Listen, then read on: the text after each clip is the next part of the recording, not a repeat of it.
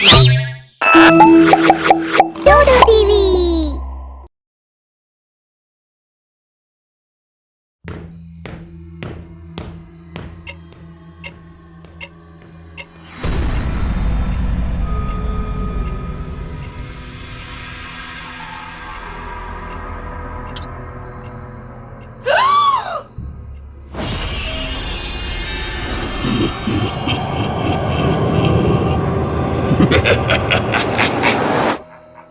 एक छोटे से शहर में समीर और जॉन नाम के दो दोस्त रहते थे।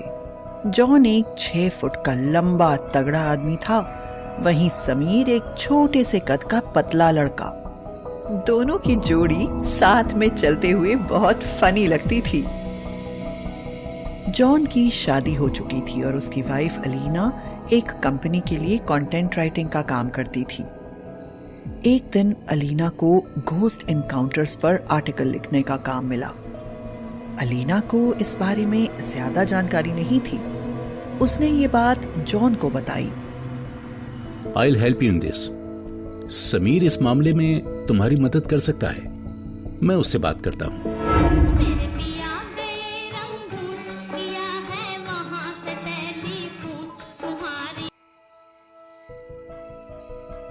हाय समीर, मेरे दोस्त।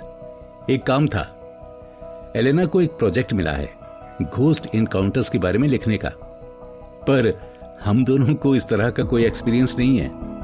अरे वाह मेरी जान, तुमने एकदम एक्सपर्ट आदमी को कॉल किया है।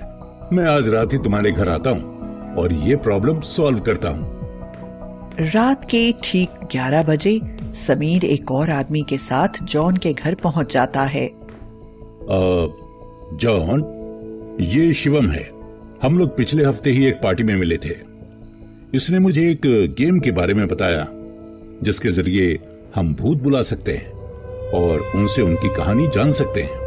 रियल एक्सपीरियंस से अच्छा मटेरियल कहाँ मिलेगा? कौन सा गेम? नहीं, हम ऐसा कोई गेम नहीं खेलेंगे। मुझे बहुत डर लगता है। अरे इसमें डरने की क्या बात है? हम लोग हैं ना यहाँ पर, और कहानी के लिए इतना तो करना ही पड़ेगा। क्या पता बहुत अच्छी कहानी मिल जाए तुम्हें। शिवम अपने बैग से ouija बोर्ड और प्लानचेट निकालता है। ये ouija बोर्ड है। अगर हमारे आसपास कोई आत्मा है तो इसके जरिए हम उससे बात कर सकते हैं। इसमें A से Z तक लेटर्स हैं और यस और नो का ऑप्शन है। बस हमें 2 बातों का ध्यान रखना है। कौन सी 2 बातें? पहला ये कि किसी भी आत्मा का अपमान नहीं करना है, और दूसरा ये बिना गुड बाय पे प्लान चेट रखे हमें गेम खत्म नहीं करना है, वरना वो आत्मा कभी वापस नहीं जाएगी। हाँ, गुड बाय भी बोलेंगे और चाय नाश्ता भी करवा के भेजेंगे आत्मा को। तो चलो शुरू करते हैं। अभी नहीं, ठीक 3:30 बजे स्टार्ट करेंगे। डेविल आवर स्टार्ट होता है तब। सारी आत्माएं बाहर निकलती हैं उस टाइम। वही सबसे सही टाइम है बात करने के लिए।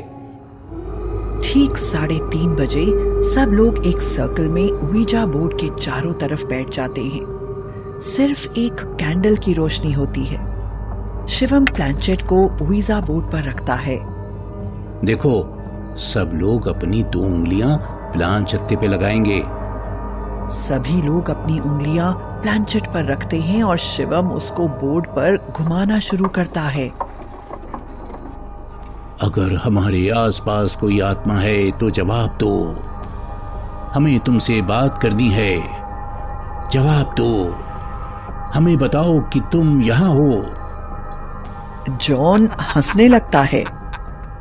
लगता है आत्मा 4 लोगों को देखकर डर गई। काफी इंट्रोवर्ट आत्मा है। जॉन और समीर दोनों हंसने लगते हैं। अलीना बहुत डर के मारे कुछ बोल नहीं पाती और शिवम को देखकर ऐसा लगता है जैसे वो किसी ट्रांस में चला गया है। वो आत्मा से बात किए बिना नहीं मानेगा। हमसे बात करो अगर तुम यहाँ हो। बात करो हमसे। बताओ हमें कि क्या तुम यहाँ हो। प्लेनचेट यस पर गया है। मतलब वो यही है। बंद कर दो इसको। मैं नहीं खेल सकती। एक बार स्टार्ट कर दिया तो बीच में नहीं छोड़ सकते, वरना बहुत बुरा होगा। एलिना के माथे से डर के मारे पसीना निकलने लगता है। समीर और जॉन भी अब डर के आगोश में आ जाते हैं। शिवम आगे बोलना शुरू करता है। क्या तुम एक फ्रेंडली आत्मा हो? नो, इसका मतलब ये आत्मा एक बुरी आत्मा है। अब सब कुछ काबू से बाहर जाने लगता है। प्लैंचेट अपने आप तेजी से बोर्ड पर घूमने लगता है। वो बार बार Z और O पर जाता है और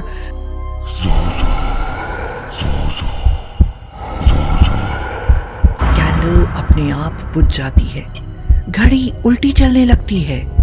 ये जोजो कौन है और ये क्या हो रहा है हमारे साथ? हाँ, जोजो दुनिया का सबसे खतरनाक प्रेत है। ओइजा बोर्ड के जरिए उन लोगों के दिमाग को अपने काबू में कर लेता है और फिर कुछ पहले जैसा नहीं रहता। अलीना अचानक उठकर किचन में चली जाती है, मानो जैसे कोई उसे बुला रहा है। उसे कुछ समझ नहीं आता कि वो क्या कर रही है।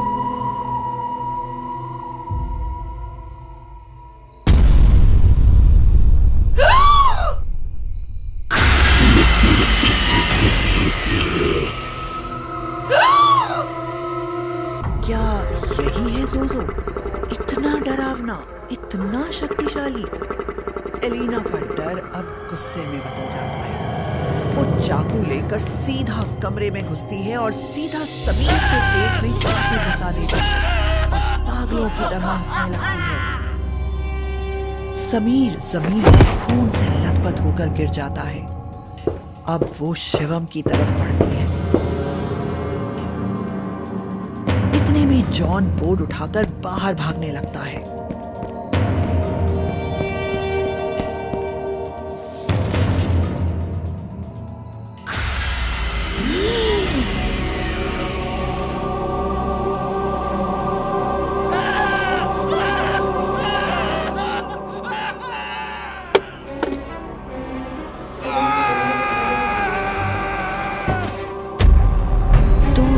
की बेहद दर्दनाक मौत।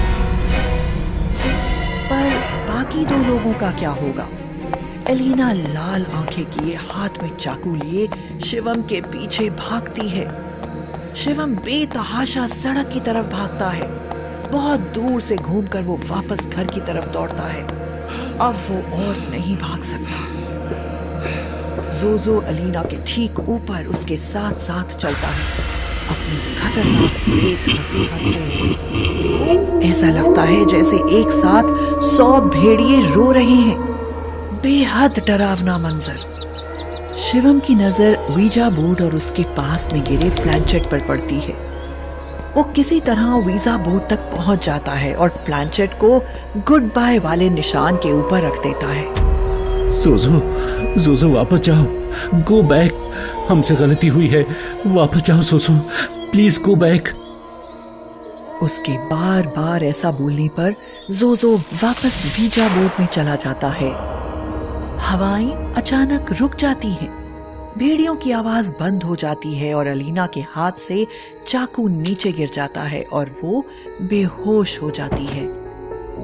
शिवम वीजा बोर्ड को वापस घर के अंदर रख देता है और एलिना को उसके कमरे में लिटाकर वहां से निकल जाता है। जब एलिना बेहोशी से जागती है तो रोने लगती है। अब उसके पास एक कहानी तो है, पर वो अपने पति और एक दोस्त को खो चुकी है।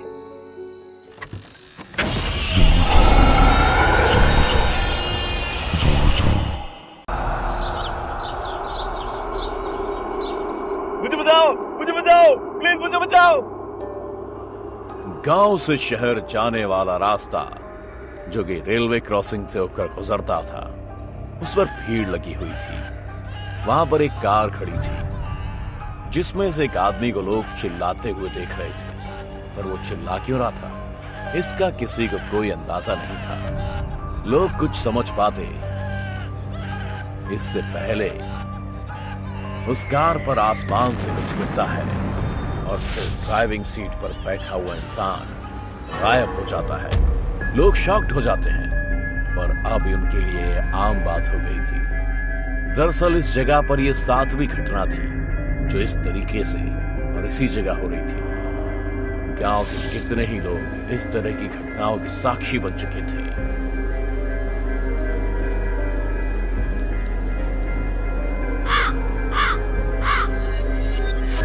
यार समझ नहीं आता ये भूत पिशाच का काम है या कुछ और। भाई मुझे तो बस इस बात का डर लग रहा है कि अगला कौन होगा। कोई मेरा अपना हुआ तो। मैंने तो कार चलाना ही छोड़ दिया है। इन सब के पीछे कौन है, जब तक ये पता नहीं चल जाता तब तक मैं कार को हाथ नहीं लगाऊंगा। पर ये पता कैसे चलेगा यार, ये तो कोई पैरानॉर्मल एक्सपर्ट ही बता पाएगा। सुनो, हम लोग किसी से मदद मांगे क्या? गांव वालों की और कार चलाने वालों की जिंदगी का सवाल है। वो लोग गांव के मुखिया के पास जाते हैं। सारी बातें सुनकर मुखिया जी कहते हैं, मैं शहर में रहने वाले एक ऐसे आदमी को जानता हूँ, पर उन्हें लाने किसी को जाना पड़ेगा, वो भी खुद गाड़ी से। वो बस से नहीं आएंगे। मुखिया जी, अगर उन्हें लाने कोई शहर जाएगा तो वो उसी रेलवे क्रॉसिंग से होकर जाएगा, फिर हो सकता है कि उसकी जान भी चली जाए। इसीलिए तो मैं कुछ नहीं कर पा रहा हूँ।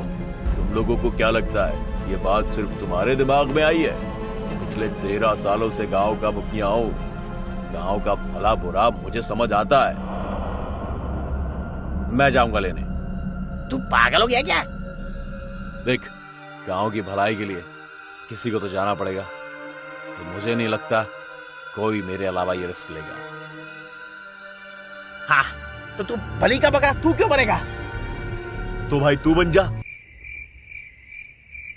तुम दोनों चले जाओ, अगर कुछ हो गया तो एक दूसरे की मदद करना।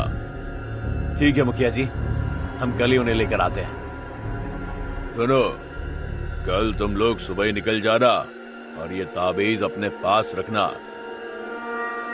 वीर और अंशुल सुबह 7 बजे घर से निकल गए। रेलवे क्रॉसिंग पर पहुंचकर वीर अंशुल को देखता है और हिम्मत करके गाड़ी आगे बढ़ा देता है। जैसे ही वो क्रॉसिंग पर पहुंचते हैं, वैसे ही गाड़ी झटके से रुक जाती है। वीर महसूस करता है कि उसकी सीट के पीछे से कुछ हाथ निकलकर उसके शरीर पर रेंग रहे हैं और उसे पीछे की तरफ खींचकर सीट से चिपका देने को आतुर है। वो बगल में देखता है, वहां अंशुल गहरी नींद में सो रहा होता है। वो उसे जगाने के लिए हाथ बढ़ाता है तो कोई उसका हाथ खींच लेता है। जब वीर कुछ नहीं कर पाता तो जोर जोर से चिल्लाने लगता है, मुझे बचाओ प्लीज, कोई है, मुझे बचाओ। अंशुल उठ जा, मेरी मदद कर, कोई तो बचाओ यार। चिल्लाते हुए उसके पूरे शरीर पर बहुत से हाथ रेंगने लगते हैं और ऊपर से बहुत तेज रोशनी होती है। वो ऊपर देखता है तो अपनी तरफ आते हुए हाथ, और इतनी रोशनी को देखकर उसकी आंखें चौंधियाने लगती हैं और फिर कोई उसे ऊपर खींच लेता है।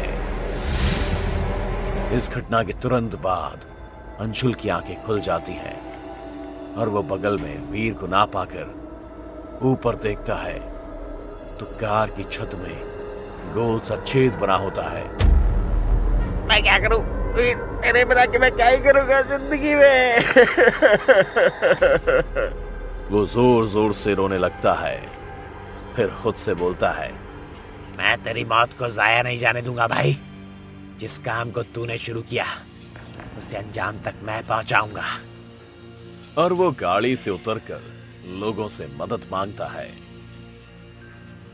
किसी तरह से कार को धक्का देकर वो रेलवे क्रॉसिंग को पार करता है और कार की ड्राइविंग सीट पर बैठकर उसी कार को चलाते हुए शहर की ओर बढ़ जाता है।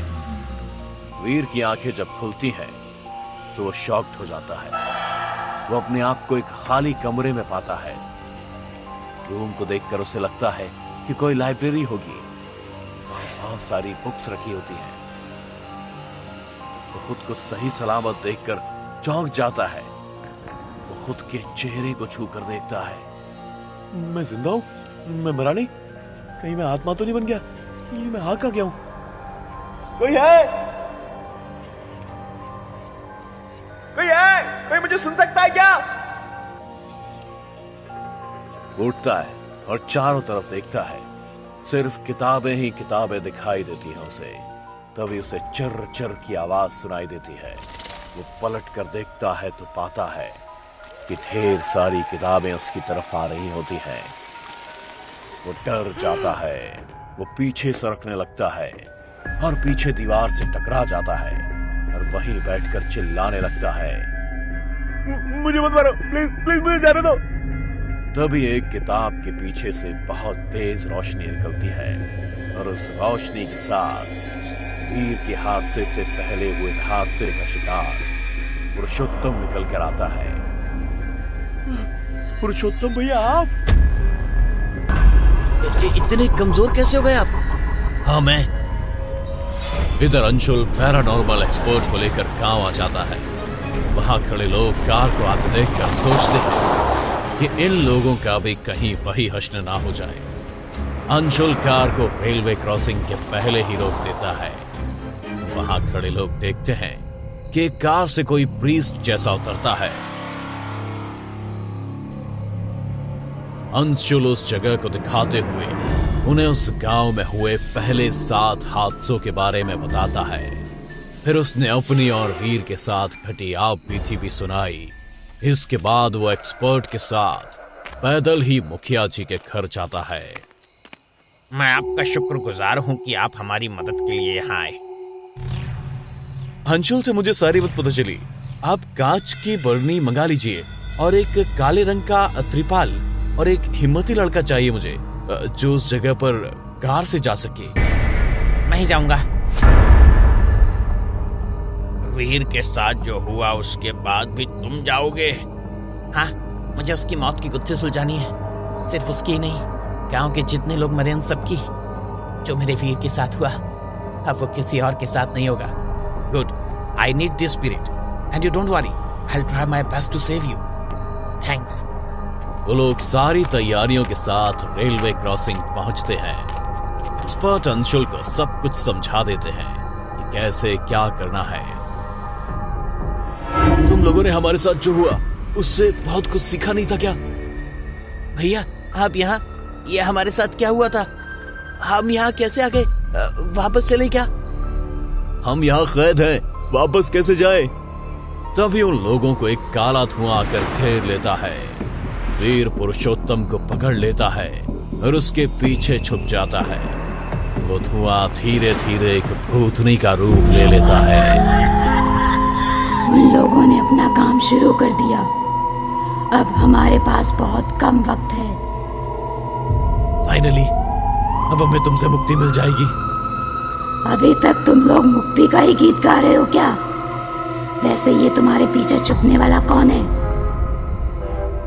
अरे हाँ, ये तो मेरा नया शिकार है। इसे छोड़ दो, इसे हमारी तरह कमजोर मत बनाओ।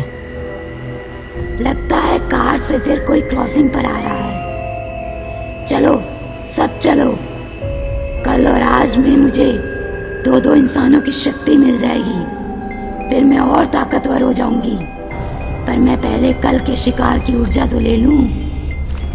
उस रूम से अचानक सारी किताबें हवा में तैरने लगती हैं। वो भूतनी वीर के पास आकर उसकी सारी ताकत खींच लेती है और फिर अचानक एक हवा के झोंके के साथ वो लोग एक काले त्रिपाल के अंदर आ जाते हैं। उन लोगों को पैरानॉर्मल एक्सपर्ट ने अपनी शक्तियों से उस क्रॉसिंग पर बुला लिया था। त्रिपाल के हटते ही गांव के लोग उन लोगों को देखते हैं। वीर और बाकी मरे हुए लोगों को जिंदा देखकर अंशुल और गांव वाले बहुत खुश होते हैं। तभी वो भूतनी वहां आतंक फैलाने लगती है। गांव के लोगों को उठा उठाकर हवा में उड़ाने लगती है। जमीन की धूल भी हवा में उड़ने लगती है। वो लोगों को परेशान करने लगती है। उन्हें उड़ता देखकर खूब जोर जोर से हंसती है। तुम इंसान लोग और तुम्हारी दुनिया बड़ी मजेदार होती है, इसलिए तो एक बार इस दुनिया से और तुम लोगों से मिलने के बाद मैं किताब में वापस ही नहीं जा पा रही। तुम आत्मा तो नहीं हो, तुम हो कौन?